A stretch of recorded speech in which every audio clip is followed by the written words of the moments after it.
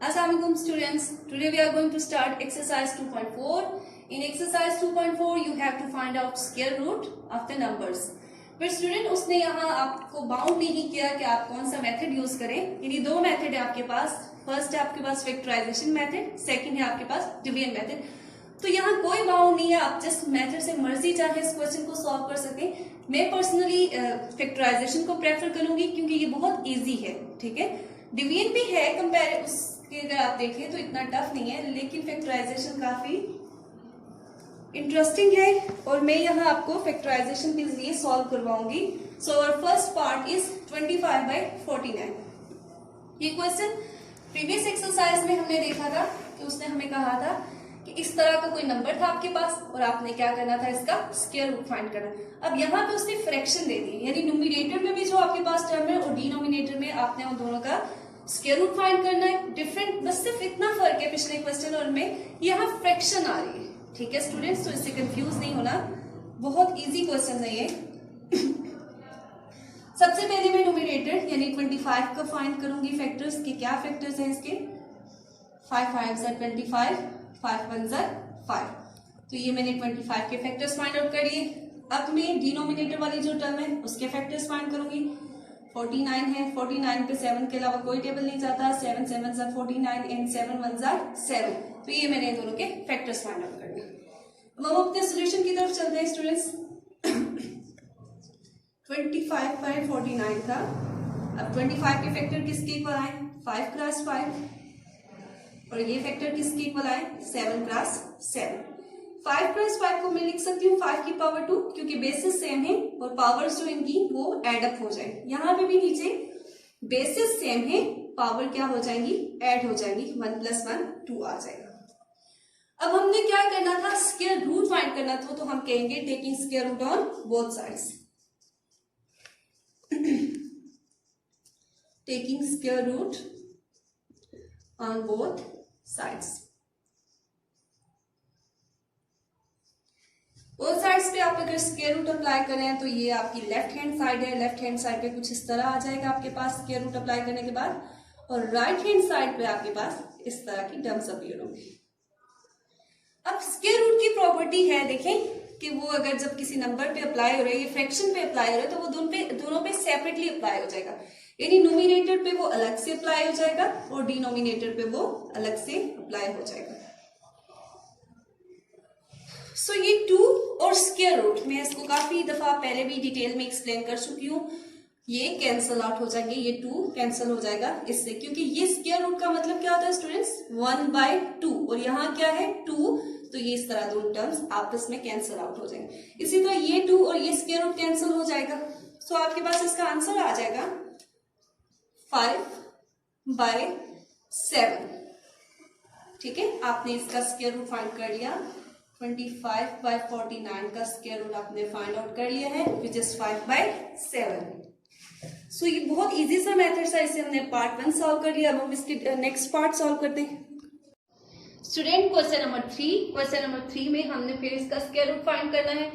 Square root find करने के दो मेथड है, डिवीजन मेथड, फैक्टराइजेशन मेथड. जहां पे भी आपको लगता है कि फैक्टराइजेशन आपके लिए थोड़ी सी मुश्किल हो रही है या डिफिकल्ट लग रहा है, आप डिवीजन मेथड कर लें. डिवीजन मेथड कंपैरेटिवली इजी है, आप बहुत आसानी से उसको सॉल्व कर सकते हैं. तो हम इस क्वेश्चन को डिवीजन मेथड से सॉल्व करेंगे. मैं मेंशन कर देती हूँ बाय डिवीजन मेथड.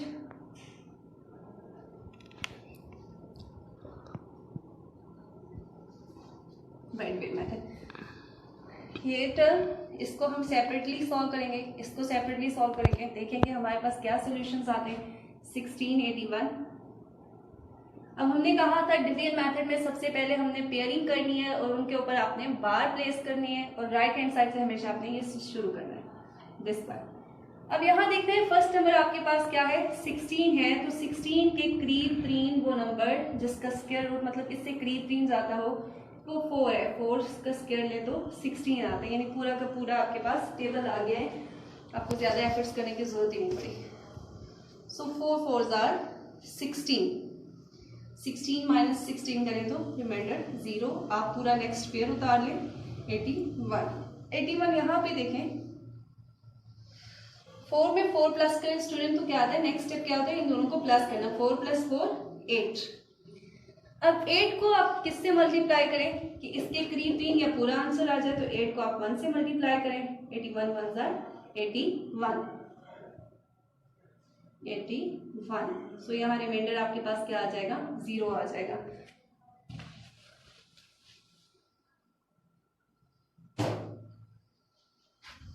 सो 1681 का ये हमने फाइंड आउट कर लिया। इसी के साथ हम दूसरा भी कर लेते हैं, फिर उसके बाद उनके वैल्यू सब्सटीट्यूट कर देते हैं। सेकंड हमारे पास है 841 841। राइट हैंड साइड से आप इनकी पेयरिंग करें, यानी यहाँ पे इसके बाद और फिर उसके बाद बार प्लेस करने, पेयर बन गया, बार प्लेस कर दिया। अब आपके पास नंबर ही एक ही है तो शायद उसी पे आपने बार प्लेस कर देनी है।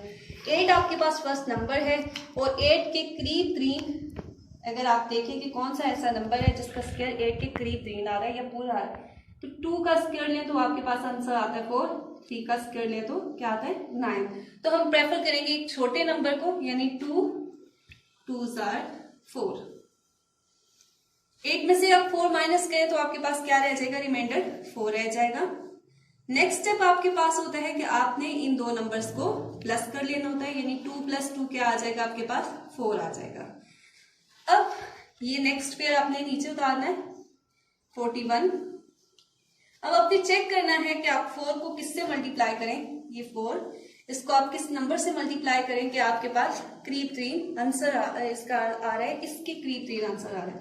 सो हम 1 बाय 1 चेक करते, 8 से चेक करते, 8 8 जार 64, 4 8 जार 32, 33 34 38, यानी इसमें 6 ऐड कर दिए और उसके बाद 384 आ रहा है। तो ये कम आ रहा है, मतलब हमने देखना है कि इसे नेक्स्ट टेबल से करें तो हमारे पास क्या आंसर आता है। सो 4 को हम 9 से चेक करके देखते हैं, 9 9 जार 81, 9 4 जार 36, 36 में अगर आप 8 प्लस करें तो 44। सो स्टूडेंट 4 को हमने 49 को अगर आप 9 से मल्टीप्लाई करें तो आपके पास आंसर डायरेक्टली 441 आ जाता है। सो यहाँ आपके पास रिमाइंडर 0 रह गया। सो ये हमने दोनों की डिवीजन मेथड से फैक्टर्स फाइंड आउट कर, स्क्वायर रूट फाइंड आउट कर लिया है। अब थोड़ी सी हमने सिंप्लीफिकेशन करनी है।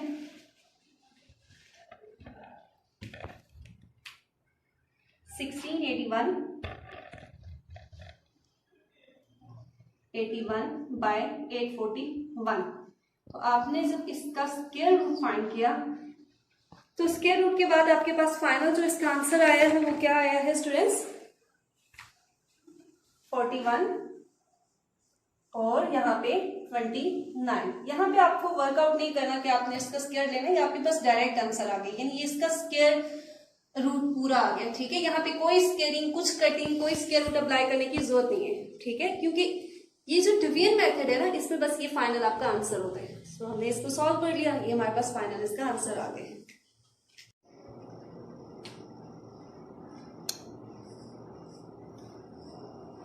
स्टूडेंट अब हम पार्ट नंबर 6 करेंगे। पार्ट नंबर 6 में अगेन आपके पास फ्रैक्शन है, आपने स्क्वायर रूट फाइंड करना है। जब भी हम किसी स्क्वायर रूट किसी कॉमन फ्रैक्शन का फाइंड करते हैं तो क्या होता है, हम स्क्वायर रूट उसके नोमिनेटर का अलग फाइंड करते हैं, square root of denominator find करते हैं।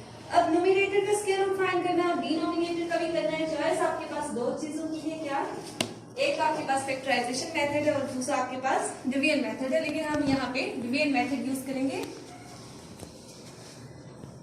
सो पहले हम 3025 यानी जो नोमिनेटर टर्म है उसका फाइंड करेंगे square root by division method. Division method में सबसे पहले हम पेयरिंग करते हैं और उसके ऊपर बार प्लेस करते हैं, और ये हम हमेशा राइट हैंड साइड से करना स्टार्ट करते हैं। तो ये हमारे पास दो पेयर बन गई। अब जो नंबर हमारे पास 30 है, यानी फर्स्ट बार जिस पे प्लेस की हुई है, अगर आप राइट हैंड साइड से अपनी लेफ्ट हैंड साइड से देखें 30, तो हमने देखना है कोई ऐसा नंबर ढूंढना है जिसका स्क्वायर इसके करीब 3 हो। जैसे अगर आप करें 5 5 जार 5 का स्क्वायर लें तो क्या आता है 25, और इसी तरह अगर हम 6 का स्क्वायर लें तो क्या आता है 36। अब हम देख रहे हैं कि 36 इससे ज्यादा आ रहा है और 25 कम है, तो हम फिर क्या करेंगे, 5 को 5 टाइम मल्टीप्लाई करेंगे, 5 5 जार 25, 30 में से 20, यहाँ से आप क्या इधर दें, 0 में से 5 नहीं निकल सकता, ये 10 बन जाएगा। 10 में से अगर आप 5 माइनस करें तो 5। अब इसने से कैरी दिया था, यहाँ क्या रह गया था 2, 2 में से 2 माइनस करें तो 0। आप ना लिखे उससे कोई फर्क नहीं पड़ेगा। अब नेक्स्ट पे आपने क्या करना है, ये पूरी जो बार वाली वैल्यू है इसको एज इट इज नीचे उतारना है। द सेकेंड स्टेप इस वैल्यू को और इस वैल्यू, इन दोनों को आपने क्या कर देना है, प्लस कर लेना है। जब आप प्लस करेंगे 5 + 5 क्या आ जाएगा आपके पास, 10। अब 10 आ गया। अब आपने देखना है कि इस 10 को आप किससे मल्टीप्लाई करें, यानी 10 को हम 2 से मल्टीप्लाई करके देखते हैं। 2 2 = 4, 2 0 = 0, 2 1 = 2, ये 525 है। तो हमने किसी ऐसे नंबर, थोड़े बड़े नंबर से मल्टीप्लाई करके देखते हैं कि करीब करीब बिल्कुल आंसर आ जाए। हम इसे 5 से मल्टीप्लाई करते हैं और देखते हैं कि किस तरह का आंसर आ गया हमारे पास। 5 5 = 25, 5 0 = 0 और प्लस करें 2 तो 2 एंड 5 1 = 5।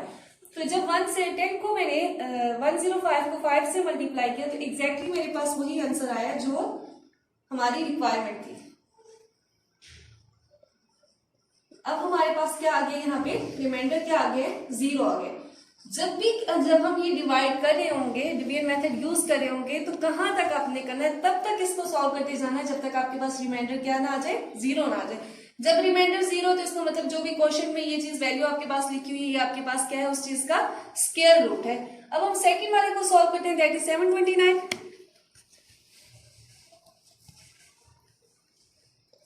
सबसे पहले हमने पेयरिंग करनी है, राइट साइड से पेयरिंग करते हुए स्टार्ट करनी है। देखिए ये 2 नंबर से इन पे आप बार प्लेस कर लें, और ये तो है ही एक, तो फिर ठीक है आप उसको ऐसे ही रहने दें और उसके ऊपर बार प्लेस कर लें। डिवाइड करना स्टार्ट करेंगे।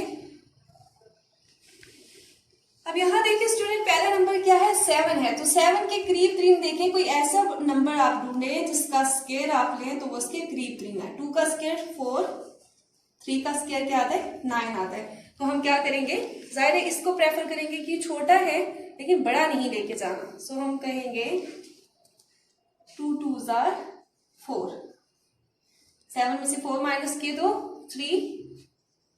अब नेक्स्ट पे पूरा आप उतार लें नीचे। द नेक्स्ट स्टेप इज कि इस नंबर को और इसको आपने प्लस करना है, क्या आ जाएगा, 2 + 2 4। और अब आपने देखना है कि इस 4 को आप किससे मल्टीप्लाई करें कि पूरा यही नंबर आ जाए या इसके करीब करीब आए। थोड़े बड़े नंबर से ट्राई कीजिएगा क्योंकि 329 काफी बड़ा फिगर है। तो मैं इसको 6 से करके देखती हूँ। 6 6 = 36, 6 4 = 24 और इसमें 3 प्लस करें 27। तो ये काफी कम वैल्यू आ रही है। अब हम इसको एक और डिफरेंट नंबर से ट्राई करते हैं, 7 से। 46 को आप 7 से 46 में जिस नंबर को आप यहाँ जैसे मल्टीप्लाई करेंगे वो आपने यहाँ पे भी लिखना है। 7 7 = 49 और ये प्लस कर ले तो आपके पास 32 आता है। तो एग्जैक्टली अगर 47 को आप 7 से मल्टीप्लाई करेंगे तो 329 आपके पास आ रहा है।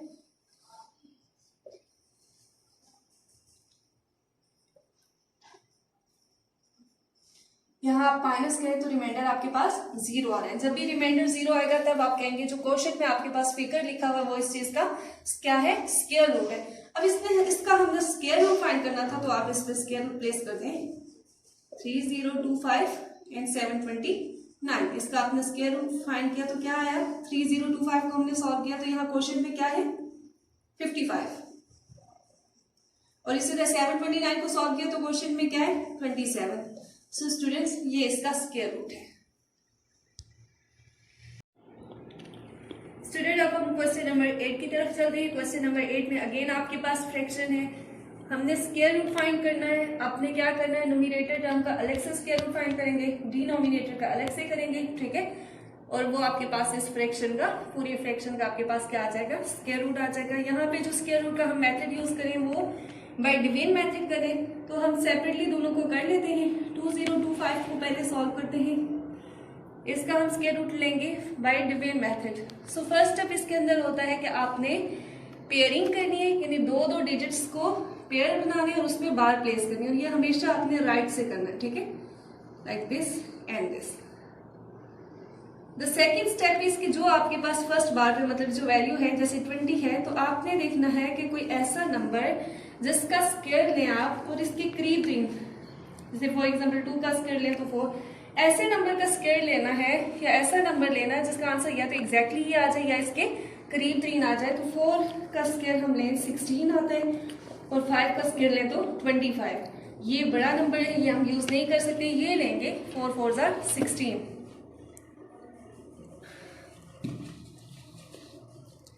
सो 4 4 जार 16। अब यहाँ आप देखिए 0 में से 6 माइनस नहीं हो सकता, ये कैरी कर देगा। 10 में से आप 6 माइनस किए तो 4 और 1 में से 1 निकाले तो 0। ठीक है, अब नेक्स्ट आपने ये पेयर नीचे लेके आना है 25।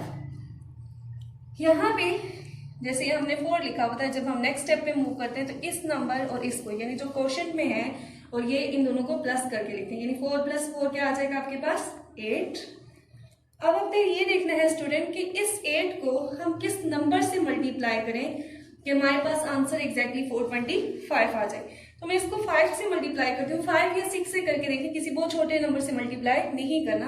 मैं 5 से कर रही हूँ, फिर अगर छोटा हुआ तो हम इसे 6 से करके देखेंगे। 5 5 जार 25, 5 8 जार 40, 41 एंड 42। तो ये तो एग्जैक्टली वही नंबर आ गया जिसकी हमें जरूरत थी। सो 8 को 85 को आपने 5 टाइम मल्टीप्लाई किए एंड योर आंसर इज 425। आप इनको माइनस करें तो रिमाइंडर क्या आ जाता है 0। ये प्रोसेस तब तक आपने कंटिन्यू करना है जब तक आपके पास क्या ना आ जाए, रिमाइंडर 0 ना आ जाए। जब रिमाइंडर 0 होगा तो हम कहेंगे कि ये जो क्वोशंट में टर्म है ये इस चीज का स्क्वायर रूट है, उस टर्म की स्क्वायर रूट है। नेक्स्ट अब हम जो डिनोमिनेटर में टर्म है उसका स्क्वायर रूट फाइंड करेंगे। पहला स्टेप आपने क्या करना है, पेयरिंग करके उस पर बार प्लेस करना है और ये हमेशा राइट हैंड साइड से स्टार्ट करना है, लाइक दिस। सेकंड जो फर्स्ट आपके पास लेफ्ट से यानी यहां से ये पहला जो पेयर आ रहा है इसके करीब तरीन देखना है कि कौन सा ऐसा नंबर है जिसका स्क्वायर है और इसके करीब तरीन आंसर आ रहा है। 3 का स्क्वायर ले तो 9 एंड 4 का स्क्वायर ले 16। हम प्रेफर करेंगे 9 को। 3 3 जार 9। यहां देखिए 4 में से 9 माइनस नहीं हो सकते, 14 में से आप वहां कैरी दें 14 बन जाएगा, 14 में से आप 9 निकालें तो क्या रह जाएगा 5। अब नेक्स्ट पेयर आप नीचे उतार लें 5 44। उसके बाद हमने ये काम करना होता है कि यहाँ पे जो नंबर है और यहाँ क्वोशंट में जो है इन दोनों को प्लस कर लेना है, यानी 3 + 3 6। अब इस 6 को हमें किसी ऐसे नंबर से मल्टीप्लाई करना है कि ये एग्जैक्टली ये फिगर आ जाए या करीब 3 हो इसके। सो 6 को मैं मल्टीप्लाई करूंगी 7 से या 8 या 9 इस तरह के थोड़े बड़े नंबर से करें क्योंकि हमारे पास काफी बड़ा डिजिट है। अगर आप इसको 1 से करें ठीक है, आप करना स्टार्ट कर दें बेशक, लेकिन वहां क्या होगा आपका टाइम ज्यादा लगेगा। आप नंबर को देखें और उस नंबर को देखते ही अंदाजा हो जाता है, बड़ा नंबर है तो थोड़े बड़े नंबर से इसको मल्टीप्लाई करें। अगर यहाँ कोई छोटी टर्म थी जैसे यहाँ 14 था तो मैंने उसको बिल्कुल छोटे नंबर से मल्टीप्लाई किया। 7 7 49 46। तो स्टूडेंट ये तो काफी छोटा आ रहा है। मैं देख रही हूँ कि इसको अगर 8 से मल्टीप्लाई करें तो उससे क्या आंसर आता है।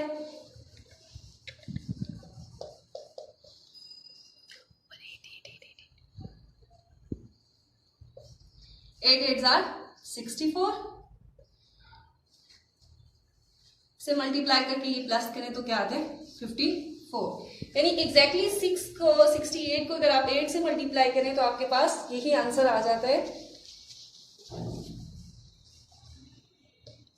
544। माइनस करें रिमाइंडर 0 आ गया आपके पास। अब रिमाइंडर जब 0 आ जाता है तो हम कहते हैं ये क्वोशंट आपके पास इस चीज का स्क्वायर रूट है। अब क्वेश्चन वो कह रहे थे कि आपने इस जो आपके पास ये फ्रैक्शन है इसका आपने क्या करना है स्क्वायर रूट फाइंड करना है। तो मैंने इसके ऊपर स्क्वायर रूट प्लेस कर दिया विच इज इक्वल टू इसका स्क्वायर रूट आपके पास क्या है 45 और 1444 इसका क्या है 38। ठीक है स्टूडेंट्स, तो ये इसका हमने क्वेश्चन नंबर 8 कर दिया है। ये हमने स्क्वायर रूट सिंपली सॉल्व कर दिए। स्टूडेंट नेक्स्ट हमारे पास क्वेश्चन नंबर 9 है। क्वेश्चन नंबर 9 से ऑनवर्ड जितने भी क्वेश्चन है उसने उसमें कहा है कि आपने जस्ट सिंप्लीफाई करना है। अब यहाँ देखिए सिंप्लीफाई करने के लिए कहा है लेकिन आपको स्क्वायर रूट का सिंबल यहाँ पे नजर आ रहा है कि आपने स्क्वायर रूट भी लेना है और उसके बाद जो आंसर आएगा उसको भी सिंप्लीफाई करना है। ठीक है, तो यहाँ ये ना आप समझे कि अच्छा कोई सिंपल से क्योंकि रूट का साइन है इसका मतलब आपने इस जो टर्म है इसका स्क्वायर रूट लेना। तो पहले रूट के अंदर जो टर्म हमारे पास लिखी हुई है हम इसको सिंप्लीफाई कर लेते हैं। इस टर्म को सिंप्लीफाई करने का मेथड ये होता है कि हमेशा ये जो डिनोमिनेटर में टर्म है ये इस टर्म के साथ मल्टीप्लाई हो जाती है और फिर उसके बाद ये वाली टर्म उसके अंदर ऐड हो जाती है। यानी किस तरह 49 को मल्टीप्लाई करना है आपने 4 के साथ और उसमें प्लस कर लेना है 29, ठीक है। ये आपके न्यूमरेटर में आ जाएगा और डिनोमिनेटर में एज इट इज 49 आएगा। 49 को अगर आप 4 से मल्टीप्लाई करें स्टूडेंट तो 196 आता है प्लस 29 डिवाइडेड बाय 49। 196 प्लस 29 करें तो आपके पास आएगा 225 बाय 49। अब ये हमने सिंप्लीफिकेशन कर लिया। ये अब हमारे जो इससे प्रीवियस क्वेश्चन किए हैं उसकी फॉर्म बन गई है, वो इस फॉर्म में थे। अब हम इनका रूट फाइंड करेंगे, इस फ्रैक्शन का हम रूट फाइंड करेंगे। तो फ्रैक्शन का रूट फाइंड करने का क्या मेथड होता है कि square root of a numerator and square root by denominator, मतलब इसका अलग अपने रूट लेना है, स्क्वायर रूट लेना है और इसका अलग रूट लेना है। सो हम लेते हैं दोनों का स्क्वायर रूट और किस मेथड से लेंगे, by division method. Taking square root by division method. Division method से हम यहाँ स्क्वायर रूट लेंगे, दोनों टर्म्स का अलग अलग करना है, नोमिनेटर वाली का सेपरेट करना है और डिनोमिनेटर का सेपरेट। पहले मैं नोमिनेटर वाली टर्म का फाइंड करने लगी हूँ। सबसे जो पहला स्टेप होता है वो यहाँ पेयरिंग करके बार प्लेस करनी होती है। वो हमेशा कहाँ से स्टार्ट करनी होती है, राइट हैंड साइड से, ठीक है स्टूडेंट। अब जो फर्स्ट इसमें है बार के नीचे जो डिजिट लिखा हुआ है वो क्या लिखा हुआ है 2। हमने कोई ऐसा नंबर ढूंढना है जैसे 1 है 2 है 3 कि जिसका हम स्क्वायर लें तो इसके करीब 3 या पूरा टेबल उस पर चला जाए। तो 1 का स्क्वायर इज इक्वल टू 1, 2 का स्क्वायर 4, तो 4 तो बहुत बड़ा आ रहा है। सो हम टेबल लेके जाएंगे 1 1 जार 1, 2 में से 1 माइनस किए तो क्या रह जाएगा आपके पास 1। नेक्स्ट आपने ये पेयर नीचे लाना है 125। उसके बाद यहाँ देखें, यहाँ पे ये क्या लिखा 1 और ये 1, इन दोनों को ऐड कर देना है। तो 1 + 1 आपके पास क्या आ जाएगा स्टूडेंट 2। इनको मल्टीप्लाई कभी भी नहीं करना, यहाँ स्टूडेंट ये मिस्टेक करते हैं, वो इन दोनों को मल्टीप्लाई करके लिखते थे 1 + 1 2। अब अपने इस 2 को किसी ऐसे नंबर के साथ मल्टीप्लाई करना है कि आपके पास आंसर क्या आ जाए 25 आ जाए। सो 5 से मैं इसको मल्टीप्लाई करती हूँ, 5 5 = 25, 5 2 = 10, 11 12 और 25 को अगर 5 से मल्टीप्लाई करो तो एग्जैक्टली 125 मेरे पास आ गया। और अब इनको माइनस करो तो रिमाइंडर क्या आ जाएगा 0 आ जाएगा, ठीक है स्टूडेंट्स। नेक्स्ट हम जो डिनोमिनेटर में टर्म है उसका भी स्क्वायर रूट फाइंड करते हैं, देखते हैं उससे क्या आंसर आता है हमारे पास। डिनोमिनेटर में हमारे पास है 49। सबसे फर्स्ट है आपने बार प्लेस करना है पेयर पे, एक ही पेयर है आपके पास और ये तो बहुत सिंपल सी टर्म है, आपको पता है टेबल 7 10 तक टेबल तो कम से कम आपको आती है। 7 7 = 49, 49 माइनस 49 0। जब भी 0 आ जाए तो इसका मतलब है कि क्वोशिएंट पे जो टर्म है वो आपके पास उसका परफेक्ट स्क्वायर है। अब ये टर्म हमने सिंप्लीफाई कर ली थी, इसकी जगह आंसर लिख लें, यहाँ मैं लिख देती हूँ इसके आगे 15/7। अब उसने कहा था स्टूडेंट के सिंप्लीफाई करना है, आपने अपने आंसर को इस फॉर्म में नहीं छोड़ना, जिस फॉर्म में उसने क्वेश्चन लिखा है आपने आंसर को भी उसी फॉर्म में कन्वर्ट करना है। तो यहाँ आपने फिर और सिंप्लीफिकेशन यही हो सकती है कि हम इसको डिवाइड करें।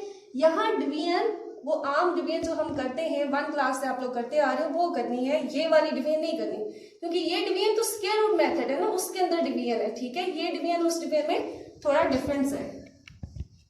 15 ये वाली टर्म हम अंदर रखते हैं, ये वाली टर्म बाहर रखी, ठीक है। हमने 7 का टेबल लेके जाना है, इस तरह लेके जाना है कि या तो पूरा 15 पे चला जाए या इससे छोटा हो, बड़ा नहीं होना चाहिए। तो 7 2 = 14, 15 में से अगर हम माइनस करें 14 तो आंसर क्या रह गया 1। अब इसको लिखते कैसे, यहाँ पे जब भी हम इसका आंसर लिखते हैं यहाँ देखिए 1 आपके पास छोटा है, 7 यहाँ बड़ा है, बस हम इसको यहाँ ही एंड करेंगे, कोई पॉइंट लगा के आगे सॉल्व करने की जरूरत नहीं है, क्योंकि एक्चुअली हम इसको इस फॉर्म में लिखना चाहते हैं जिस फॉर्म में क्वेश्चन है। इसको लिखने का मेथड यहाँ से हम स्टार्ट करते हैं, यानी अपने क्वोशिएंट से स्टार्ट करते हैं, जैसे 2, ठीक है। उसके बाद ये रिमाइंडर लिखते हैं 1 और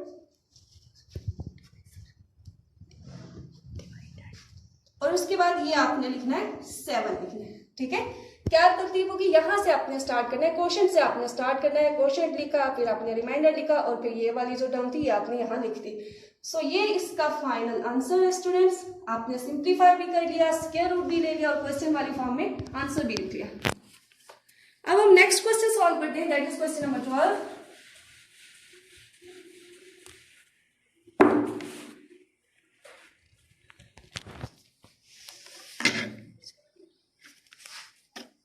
सेवन 21 बाई 25, ये आपके पास क्वेश्चन लिखा हुआ है। सबसे पहला काम वही है कि आपने इसको सिंप्लीफाई करना है।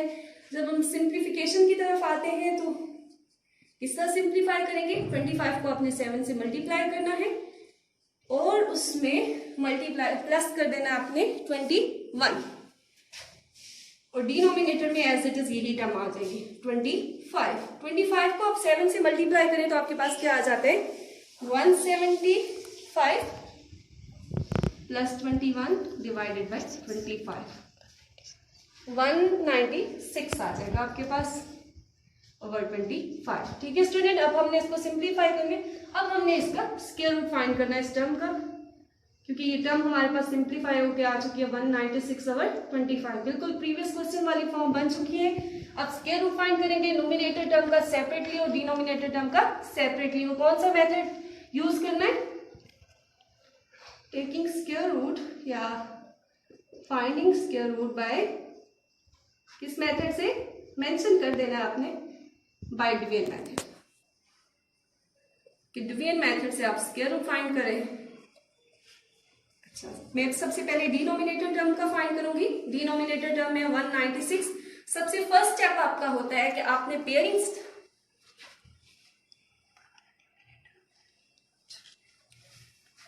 न्यूमरेटर का हम पहले सॉल्व करेंगे, मतलब स्क्वायर रूट लेंगे। यहाँ पहला स्टेप होता है आपने पेयर बनाना और उस पर बार प्लेस करनी, और ये हमेशा आपने राइट से स्टार्ट करना है। ठीक है स्टूडेंट्स, कुछ इस तरह से। अब हमने देखना है कि जो लेफ्ट की तरफ से यानी इस साइड से जो पहले बार के नीचे डिजिट है वो क्या है, 1 है। तो हमारी कोशिश होगी कि हमारे पास कोई ऐसा नंबर हो जिसका हम स्क्वायर लें तो हमारे पास आंसर जो हो इसके करीब 3 आए। तो यहाँ देखिए 1 का स्क्वायर 1 वही एग्जैक्टली आता है। ठीक है, बाकी सारे तो बड़े आते हैं, 1 1 1, 1 माइनस 1 करें रिमाइंडर क्या आ जाएगा 0। नेक्स्ट हमने ये पेयर नीचे उतारना होता है 96। अब यहाँ पे इन दो पेयर्स को आपने जो 1 और क्वोशिएंट में 1 है और यहाँ पे 1 लिखा हुआ, आपने इन दोनों को सम कर लेना होता है यानी प्लस करना है। तो यहाँ क्या आ जाएगा 2 आ जाएगा। नेक्स्ट आपने ये देखना है कि अगर 2 को आप किससे मल्टीप्लाई करें, 2 को आपने किससे मल्टीप्लाई करना है कि एग्जैक्टली ये आंसर आपके पास आ जाए। 4 से आप इसे मल्टीप्लाई करें, जिससे आपने यहाँ मल्टीप्लाई करना है उसको यहाँ पे भी इसके साथ लिखना है। 4 4 16, 4 2 18, 96। सो 24 को मैंने 4 से मल्टीप्लाई किया तो मेरे पास 96 आ गया। 96 माइनस 96 गिव यू 0, आपके पास रिमाइंडर 0 आ गया। ये तो हमने फाइंड कर लिया न्यूमरेटर। अब हम फाइंड करेंगे अपने डिनोमिनेटर को। डिनोमिनेटर में क्या लिखा हुआ है 25। फर्स्ट स्टेप आपने पेयर पे बार प्लेस करनी है। अब ये छोटा सा टेबल है, 5 5 25। ठीक है, 25 में से अगर आप 25 माइनस करें तो रिमाइंडर क्या आ जाएगा आपके पास 0।